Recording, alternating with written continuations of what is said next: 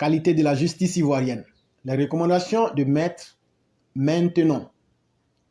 Des acteurs de la justice, notamment des magistrats, des avocats, des commissaires de justice, des greffiers, ont pris part le samedi 21 mai 2022 à l'occasion de Café Saint-Yves au Centre international pour le développement du droit, en abrégé CIDD à Abidjan, à un panel portant sur la qualité de la justice. Nous sommes réunis pour voir si notre bonne vieille mère va bien. Sinon, que faire pour qu'elle aille mieux? A situé le président de l'université Lagune, le magistrat hors hiérarchie, Dr Franck Comouin. Il a contextualisé le thème en ce sens que la justice doit prendre en compte le processus de normalisation et le juge doit sortir de son rôle classique pour devenir un manager. En tant que panéliste, le directeur de cabinet du ministre de la Justice et des Droits de l'Homme, Kwasi Bernard, a assuré que l'État travaille à davantage améliorer la qualité à l'accès à la justice. Nous travaillons à former des acteurs de la justice pour qu'ils rendent de bonnes décisions. Et nous travaillons aussi à ce que les décisions rendues puissent être appliquées pour que les justiciables puissent bénéficier des droits qui leur sont reconnus, a indiqué le collaborateur du ministre Sanson Kambilé. Selon M. Kwasi, plusieurs formations sont organisées au profit de tous les acteurs de la justice pour garantir le renforcement des capacités.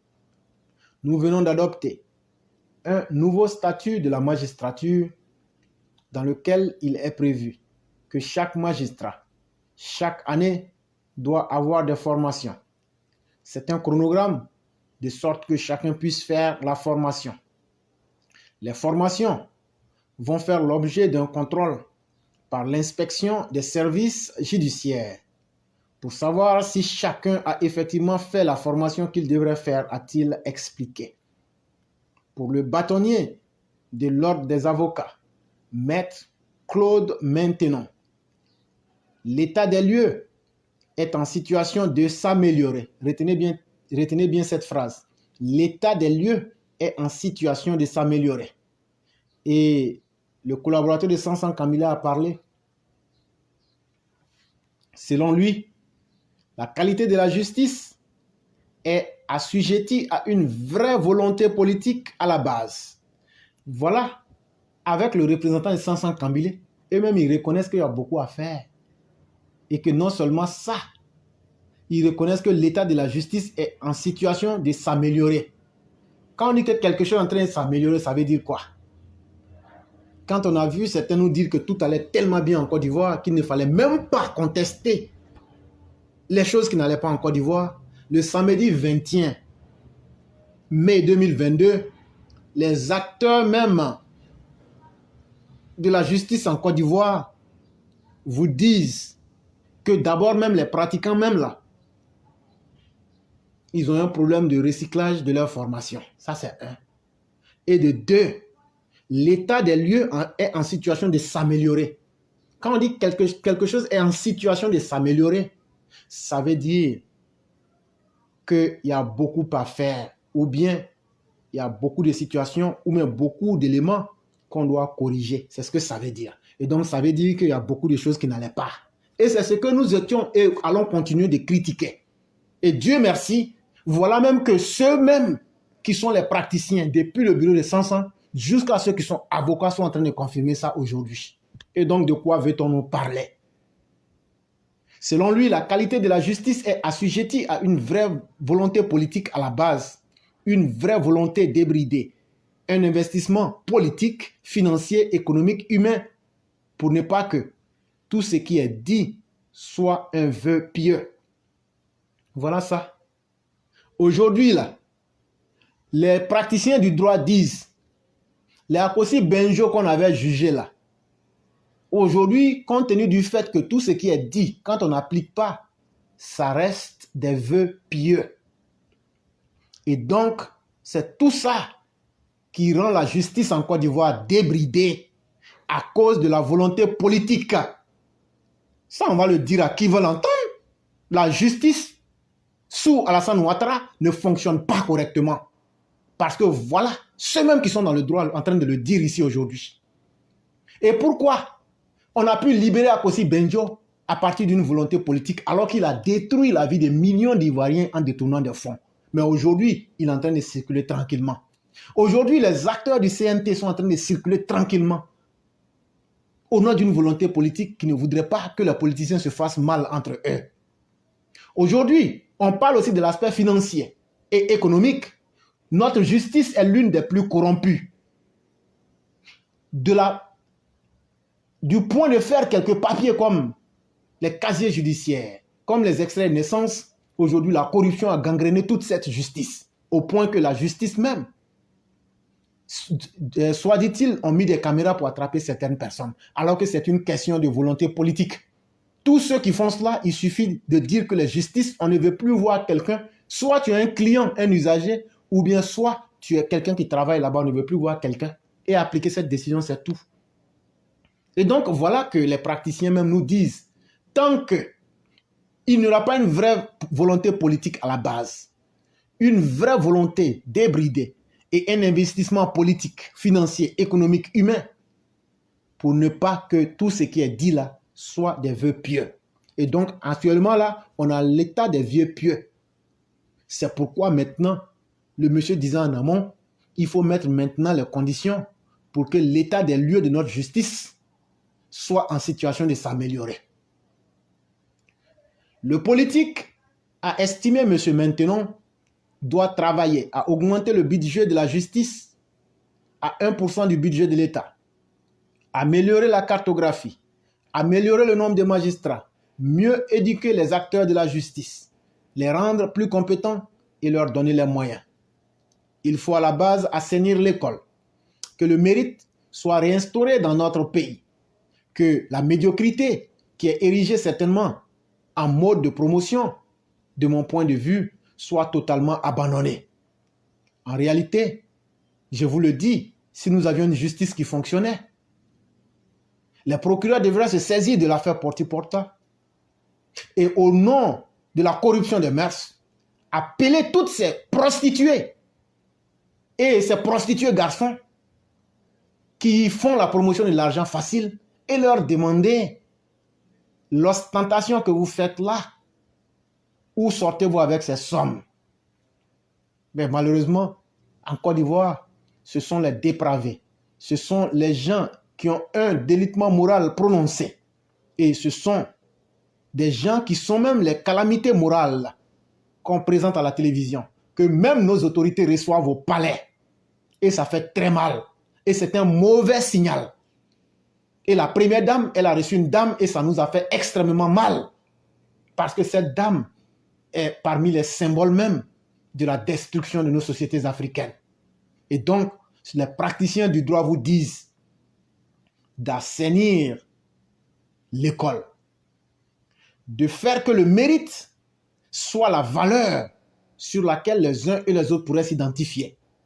Et que vous devriez cesser la médiocrité et la promotion de la médiocrité que le régime Ouattara en particulier a aujourd'hui érigé en mode de promotion.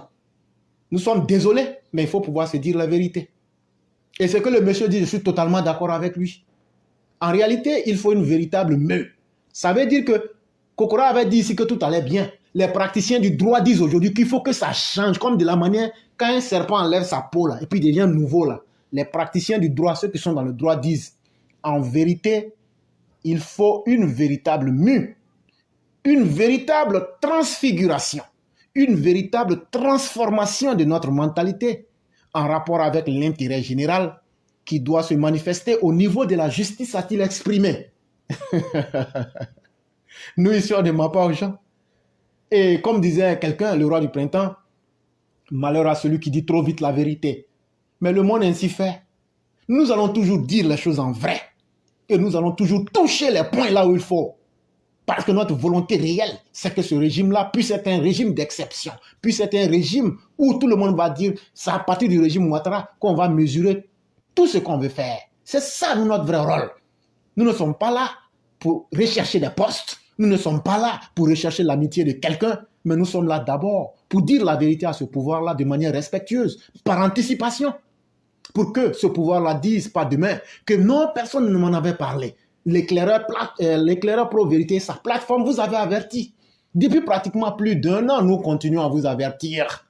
Et ça, c'est le panel des avocats et des praticiens du droit avec même le représentant du ministre de la Justice qui se sont réunis le samedi 21. Quand les organisations internationales vont vous prendre là, quand les organisations internationales vont vous prendre, c'est là que vous allez regretter de n'avoir pas fait la justice. Je parle du régime RHDP. C'est là que vous allez comprendre que, donc si on savait, on allait faire la justice. De son côté, le président de l'Union nationale des magistrats de Côte d'Ivoire, UNAMASI, Fatou Diakité, a estimé que des efforts sont certes faits, mais restent à poursuivre. Vous voyez encore? On dit des efforts sont certes faits, mais restent à poursuivre. Ça veut dire qu'une note, quand tu prends les notes à l'école primaire, quand on met la note médiocre, c'est peu mieux faire. Peu mieux faire. C'est ce qu'elle est en train de dire là. Elle est en train de dire que l'état de la justice est médiocre en Côte d'Ivoire. Quand on dit des efforts sont faits certes, mais restent à poursuivre, c'est la note de la médiocrité de notre justice. 4 sur 10. Et moi, j'aurais donné pire que ça. J'aurais donné pire que ça. Et elle va loin même pour attirer l'attention en disant ceci. Chaque pays a la justice qu'il mérite. Ça veut dire la justice qu'on a aujourd'hui, dont il reste à poursuivre des efforts certains là-dedans, c'est une justice qu'on mérite. C'est-à-dire, pour avoir une bonne justice, il faut avoir des infrastructures dignes pour accueillir les juridictions. Il faut aussi avoir des textes qui sont bons à tel assuré. Et donc, qu'est-ce qui ne va pas avec les textes en Côte d'Ivoire? Mais en réalité, au-delà des textes, pourquoi les décisions de la justice ne s'appliquent pas au même niveau à tous les citoyens comme il se doit? Où en est-on avec ceux qui ont volé l'argent des sociétés d'État? On nous dit non, non, non, vous ne pouvez pas parler d'eux parce que vous êtes des ménages minables là. C'est aujourd'hui qui est arrivé. Mais vous-même, avant d'être nommé là, vous étiez aussi des ménages minables aussi. Vous étiez des ménages plus minables même que nous. Mais aujourd'hui, comme vous êtes là, non, non, non, il ne faut pas qu'on parle de ça. Voilà les conséquences en face de vous. Et comme elle le disait, il faut des textes qui sont bons à tel assuré. Aujourd'hui, on a à nouveau un statut qui est bien, révolutionnaire par rapport à ce que nous connaissions ailleurs. Il faut également que le personnel judiciaire, magistrats, avocats, commissaires de justice, greffiers, s'il vous plaît, que tout le monde puisse être formé afin de s'approprier les différents textes qui doivent servir de base aux décisions de justice et que les décisions soient rédigées comme il faut et qu'elles soient comprises par ceux à qui s'adressent, c'est-à-dire les justiciables. A poursuivi Maître Diakité. Et là, nous en avons beaucoup parlé. Le ministère de la Justice ne mène aucun effort pour même expliquer les textes de justice aux gens, pour leur expliquer leurs droits, pour leur expliquer ce qu'ils peuvent faire, pour leur expliquer ce qu'ils ne peuvent pas faire. Il y a l'approche pédagogique de la justice qui peut, de façon anticipée, éveiller la conscience des populations. Et cet éveil de conscience des populations peut déjà endiguer les crimes à la base. Mais non, non, non, on nous dit que tout va bien, il faut laisser Dieu faire les choses. Que c'est pitoyable.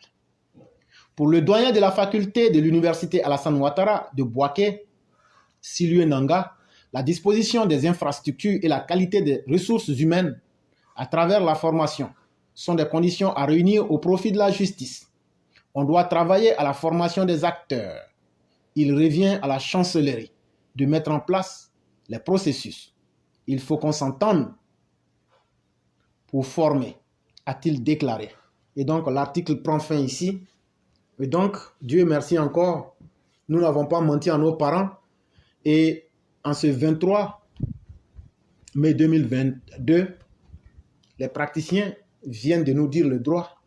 Et tout le monde reconnaît, à commencer par, je dirais même, le représentant du ministre Sansan Kambilé, M. Kwasi Bernard, qui est le directeur de cabinet de M. Sansan Kambilé, lui-même, si c'est le rapport qui est ressorti, c'est qu'il reconnaît les faits.